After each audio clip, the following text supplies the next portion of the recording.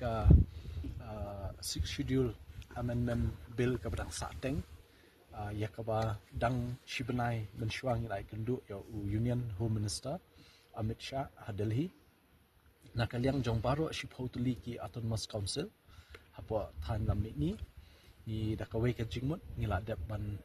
pha lut baro khoi ki jingtho ki proposal ki jongi ki jing ai jingmut ki jongi na baro shipotuli ki autonomous council kenang ba ka sarkar India ling ba ka home ministry ka badang yai pen kre menta ban wanra ikani ka bill hapo parliament hakani ka jing kenduk ngila kran shai ba lathung ya ka committee ki blak khli da u Nitin Rai u belong u Union Home Minister of State jongkari India but ya kani kala ya chakmat ka kam but shenru da se kini kisngi banwan ngin dan biang ka jing kenduk Delhi ban but dia ni kani but kum bakalong ka khubor hi ka bangi yo na ka ministry ka long bar kumno bimat hau banai ubak khatway hakani ka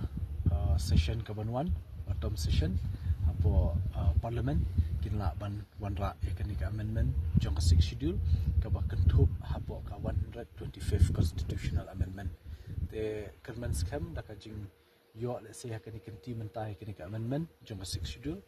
kanang aibor kanang penklan shu ya ka jing prekam jongi hakabi ban nang penklan yiki bor tenrai le se ka syar khadar habide ba ka culture ka jongi ka riti ka jongi bide ka kur ka jat ka jongi nang ta habide ba kiwe ki benta ka ketien katolik ka digawai ka bangi dang yakun benta but sakawai ka jing mentoi le se kan wanra lingba ka ni ka amendment jong ka schedule report dali